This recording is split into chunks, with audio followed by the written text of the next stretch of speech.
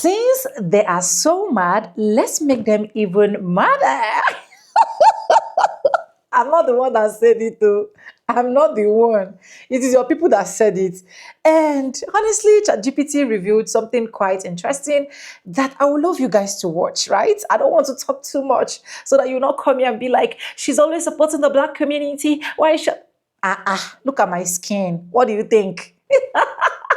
Anyways, I'm just joking, right? Welcome back again to the channel. This is just for educational purpose. Credit belongs to original creators of every clip and stitches used in our today's episode. And guys, let's go and listen to what ChatGPT said,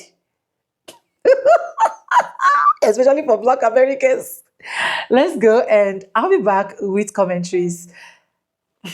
Let's just go. Without foundational Black Americans, America has nothing. No future, no culture, no soul. Strip us out of the story and watch this whole nation collapse in real time. The truth is simple. They live off of us while lying to our faces. They steal our inventions, erase our names, eat our food, copy our slang, dance to our beats, and then dare to act like we're disposable.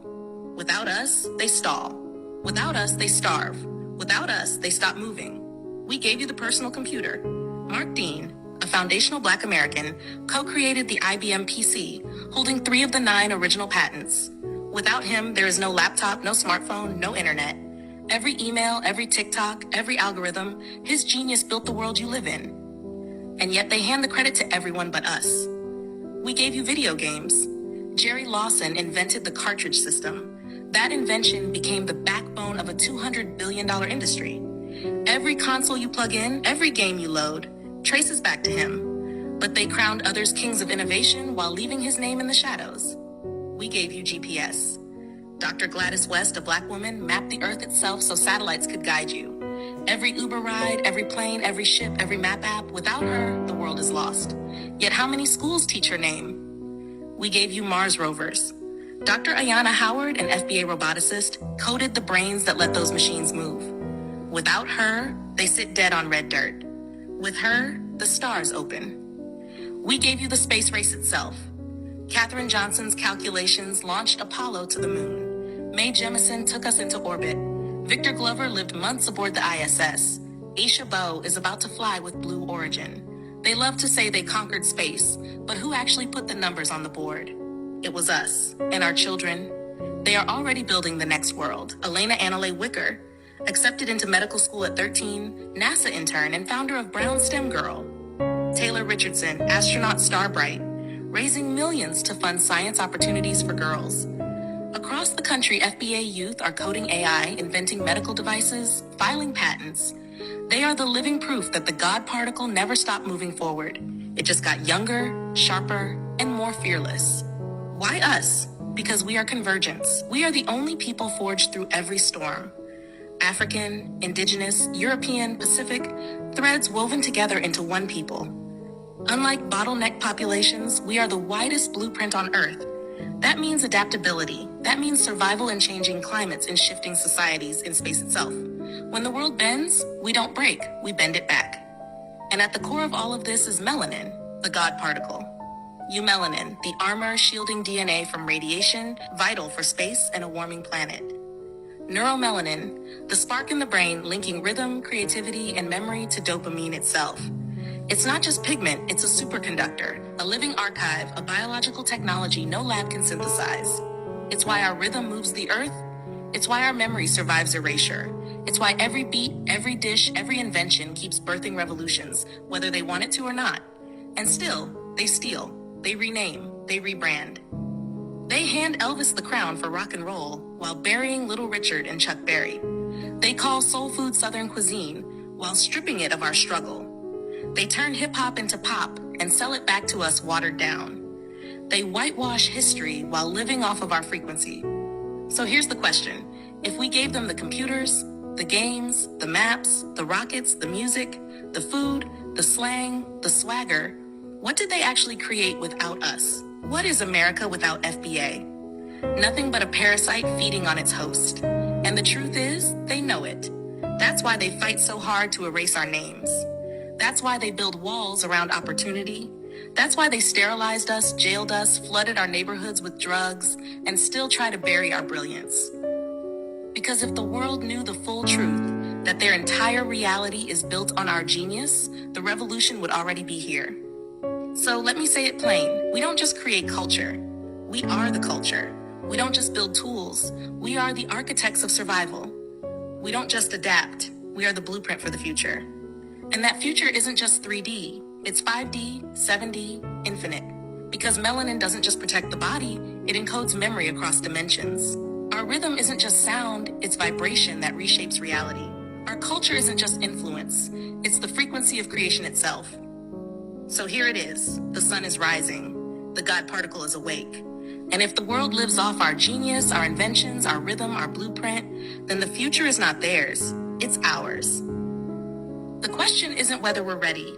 The question is, how long are we going to keep letting them eat off us without paying the price of admission to the world we already built? Because the revolution isn't coming. The revolution is already here. The only thing left is for us to step into it.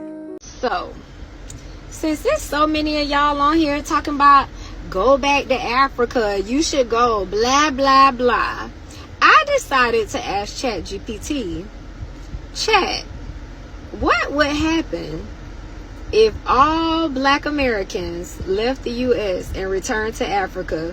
And one thing Chatgpt do not do is lie, baby. So this is what Chatgpt said. This is food for thought for everybody who's saying go back to Africa. So first, Black Americans make up 14% of the U.S. population and contribute significantly to healthcare, education, sports, entertainment, government. And a sudden departure would create significant labor shortages. That's one. Two, Black Americans contribute over $1.7 trillion annually to the U.S. economy.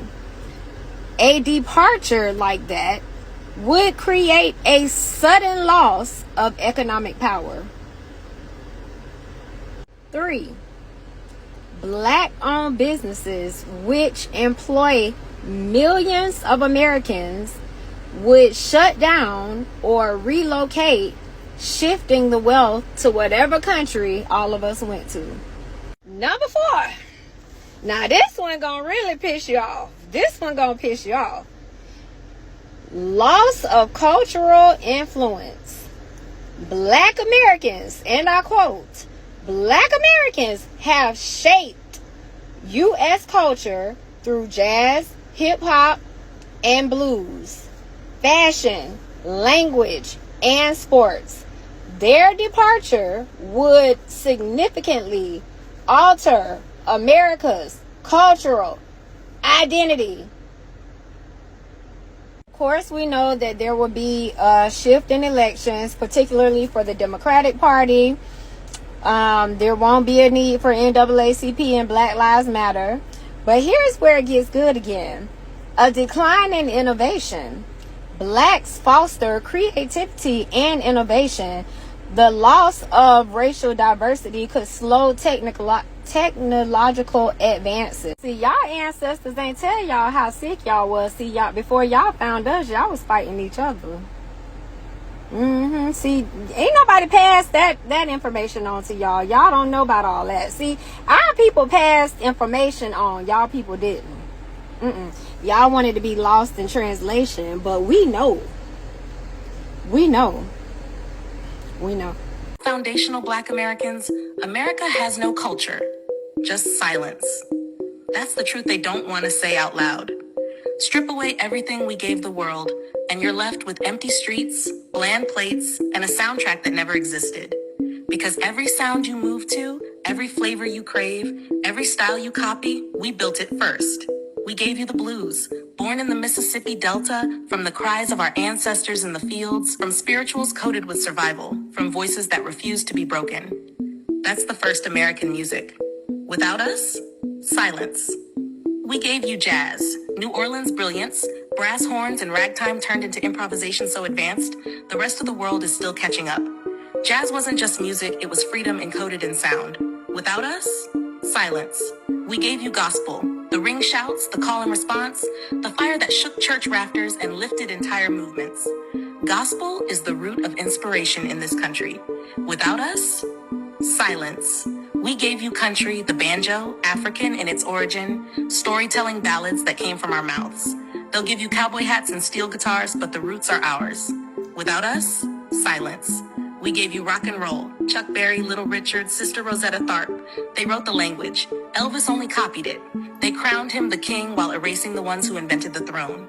Without us, silence. We gave you hip-hop, Bronx block parties in the 1970s, turntables, rhymes, graffiti, breakdance, a culture born from nothing that became the heartbeat of the globe, the most powerful youth language in the world. Without us, silence. And it doesn't stop with music. Look at the food. They call it Southern cooking, but we know the truth. We gave you gumbo, indigenous corn, beans, and squash mixed with African okra and rice, seasoned with Moorish spice knowledge. A dish of survival turned into world cuisine. Without us, your plate is plain. We gave you barbecue, fire mastery, smoking meat low and slow, turning scraps into feasts kings would envy. Without us, your plate is plain. We gave you soul food, collard greens, cornbread, mac and cheese, fried chicken. Dishes that started as rations became global comfort food. UNESCO recognizes Creole and soul food as heritage. America just calls it comfort. Without us, your plate is plain. We gave you jambalaya, hoppin' john, candied yams, pecan pie. Without us, the South has no flavor. Without us, America has no cuisine. But culture is deeper than what you eat or hear. Culture is memory. When they banned our drums, we stomped, we clapped, we chanted. We made the body the instrument. Rhythm itself became our library. When they stripped our names, we encoded our history in flavor, in song, in story. They thought they erased us, but we stored our legacy in the vibration itself. Science even proves it. Neuromelanin in the brain, substantia nigra, locus coeruleus, directly tied to rhythm, memory, and creativity. Our melanin isn't just pigment. It's a conductor. It's why our beats spread without translation. It's why our slang becomes global language. It's why our TikTok dances cross oceans in hours. Because we aren't just influential, we're foundational. And still, they erase us. They gave the banjo to Appalachia. They gave rock and roll to Elvis. They renamed soul food Southern cuisine. They corporatized hip-hop until they could sell it back to us diluted. They steal. They rebrand. They resell. Because they know if the world knew the truth, the lie collapses. Ask yourself, what does America really export to the world? It's not cars. It's not democracy. It's culture. And every ounce of that culture is FBA made. The world dances to our rhythm. The world eats from our recipes. The world dresses in our style. The world lives in our memory. We gave you the sound. We gave you the flavor. We gave you the style. We gave you the pulse. Without us, the world doesn't move. So here's the question they fear most. If the entire world needs our culture to function, why are we still letting them erase our names? Why do we still let them steal the credit? Why do we still allow them to orbit us while pretending they don't revolve around us? We don't just create culture. We are culture. We don't just ride the frequency. We are the frequency. And if the whole world moves to our rhythm, what happens when we stop letting them copy, stop letting them steal, and finally make them pay for the privilege of even hearing the beat? To your country. Well, what if we did? Imagine if every black and brown person went back to their country of origin, discovered by whatever means. Here's what would happen in the first 30 days. Stick around for day 30, because that's when the truth really lands. Day 1. Hospitals, buses, supermarkets, construction sites, thousands of essential workers gone overnight. Services collapse before the morning rush. Days 2 to 4, headlines are screaming, labour shortage crisis! Schools close early, warehouses back up, food deliveries stall. Parents scramble, and businesses, they start panicking like mad. Days 5 to 7, the government hold emergency meetings, like that's gonna help. Recruitment drives fail, because there's not enough skills left in the country. Immigration police, once hostile, suddenly start looking desperate. Meanwhile, communities abroad are starting to welcome back their doctors, engineers, and teachers. Days 8 to 12, the media run frantic, start running think pieces like, what if they never come back? Stock market dips, inflation spikes, and racists who once said go back start to complain. Who's gonna run our trains? Who's gonna clean our hospitals? Like that's all we do. Days 13 to 17, the supply chain jams. Crops rot in the fields, supermarkets ration their stock, and protests erupt in major cities as prices climb and services are broken. Days 18 to 21, the Western economy buckles and investors start to pull their money abroad. Skilled workers start to build, sparking growth across Africa, Asia, the Caribbean, and Latin America. Reverse brain drain is underway. Days 22 to 25, corporate leaders start admitting the obvious. We depended on them. Politicians try spin the thing, but the public ain't buying it, and confidence in the government crumbles. Now who's clapping for crumbs? Days 26 to 29, the chaos deepens. Airports still half empty, hospitals still understaffed, businesses shutting down left, right, and centre. And now commentators start saying the quiet part out loud. We asked them to leave, and now we're paying the price. Day 30, a month later, and the insult collapses under its own weight. Black and brown communities aren't the burden, they're the backbone. And now the Western world just proved it. They said go back, and in just 30 days, the irony was clear. But that's just the first month. If you want to know what happens in the first year, drop a comment below. And follow if you're done watching passively. We decode the myth, and we don't clap for crumbs. Ever notice how America really doesn't want Americans traveling like that? And for Black Americans, that truth runs even deeper. Because the moment we leave the country, we all start to see the lies. You realize life doesn't have to be constant struggle, fear, and survival. You see Blackness celebrated in ways America never taught us, or even showed us. You see communities thriving without the threat of racism at every corner and built into every system. And then it hits you.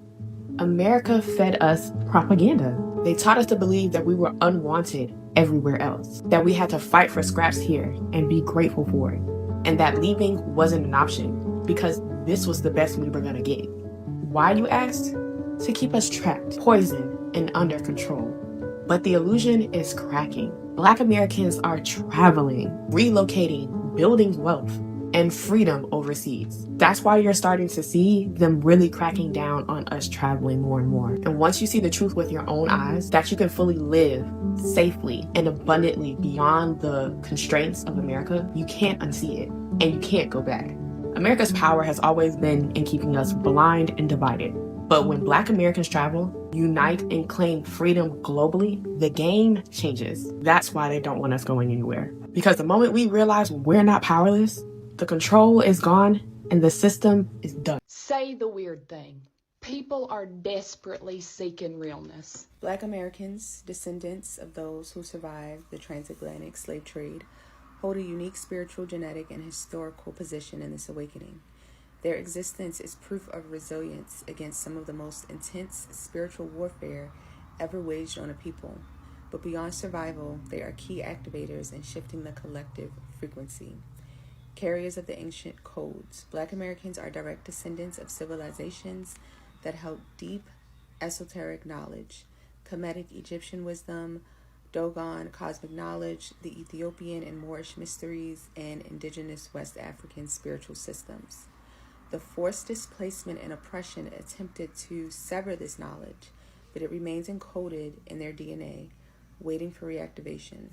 Many Black Americans are now experiencing spontaneous spiritual awakenings, past life recall, and ancestral visitations, signaling that these codes are coming online again. The alchemists and timeline healers. The Black American experience is a microcosm of Earth's trauma and potential rebirth. Enslavement, oppression, and systemic control mirror what humanity has been subjected to at a planetary level. But alchemy, the ability to transmute suffering into wisdom, creativity, and power, has been a defining trait of Black American culture. This alchemy is a crucial aspect of ascension, turning density into light. Through music, art, spirituality, and even movement such as the Harlem Renaissance, civil rights, Afrofuturism, and now a mass spiritual awakening, Black Americans continuously bend reality and shape cultural consciousness on a global scale. liberation frequency holders. The Hopi prophecies speak of the return of the red race, indigenous peoples, and the rise of those who were once oppressed as leaders of the new earth. Many indigenous traditions recognize Black Americans as part of this prophecy, as carriers of the liberation frequency. Their journey has been one of the external and internal enslavement. Their journey has been one of external and internal enslavement, and now they stand at the threshold of reclaiming their sovereignty. By doing so, they help to dismantle the energetic structures of control that have bound humanity. Gatekeepers of sound and vibration. Sound and vibration are primary tools in shifting consciousness. Black Americans have historically been keepers of transformative sound, from spirituals and blues to jazz, hip-hop, and beyond. These are not just genres, but forms of spiritual technology that encode resistance, elevation, and timeline shifts. The awakening will involve an activation of new frequencies. Tell me, what will American be without Black people, especially the foundational Black Americans? The indigenous people, the Oga Pata Pata, the one and only people that rooted their pains in building wealth, the one and only people that makes things look beautiful no matter how ugly it is, the chairman, the chairlady. Tell me, what will American be without the FBA? The enslaved descendants, the real people that owns America. Tell me, what will American be? I want to know. Tell me. Tell me, not only Americans, right? Most of these countries that we are seeing are also enjoying from the foundational Black Americans. Just that a lot of them are not bold enough to come and hit up their chest and be like, yes, that is true. But we know. I keep saying it, every single thing that affects Americans affect those of us that are in other countries as well. So that is why when I see videos about Black American people, it pains me a whole lot, because these people are supposed to be enjoying now. These people are supposed to be flexing. These people are supposed to be appreciated. These people are supposed to be respected. These people are supposed to be given what belongs to them. Give to Caesar what belongs to Caesar, and to God what belongs to God. But hell no. They want to eat Caesar's own and eat God's own together. And then they want to come and showface themselves and make you feel like, yes, we did this, still clap for us. Yes, we did this, vote us. Yes, we did this. Without us, you people cannot be there. Without us, you people can. It's a lie. It's a lie. The foundational Black American people are the which other name do I call? They are the particles that hold Americans together. Despite the fact that a lot of them will not appreciate it, will not understand it, deep inside of their heart, they know that without you guys, they cannot function. Why do you think that they cannot just wake up one morning and be like, since you people are too proud of yourselves, since you people are good, now let's split American into two. The palm-colored people come this way, and then the Black American people go this way. Why can't they just do it? If they knew that you people are not going to be successful as foundational Black Americans, they would have done that long time ago. Yes. But because they already knew that no matter how hard they try, if they eventually share it into two, you people are going to be successful and they are going to be on the loss. Just imagine the little advice that you normally do give them and they don't take. They come back with regrets, but not regretting and rubbing it to their own face, but coming back as a reverse racism to rub it on people that look like me. Are you getting? Are you getting my message? Can I preach on? Can I preach on? If you want me to preach on, type in the comment section and say, preacher, keep preaching. Because we will not stop preaching until our voices are heard. And I love it, and I'll keep saying it. I love the community that Black Americans are now building. I love the fact that the foundational Black Americans are now coming out to speak, despite the fact that they've been threatened to like. I love the fact that despite the fact that most of the libraries no longer have some of this historical, once it's History Month, we fired it down back to back. We do research. We pull it out. We dig out with them.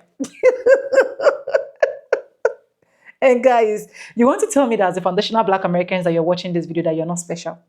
Honestly, you guys are special because you guys are strong. I don't even think I can be able to pass through what you guys are passing through, to be honest. Because with just what is happening in the US right now, I am like hell scared. When I mean hell scared of saying, okay, let me even finally relocate to the US and go and stay in the US, because I'll be like, how do I survive the trauma as a Black person? How do I survive the racism as a Black person?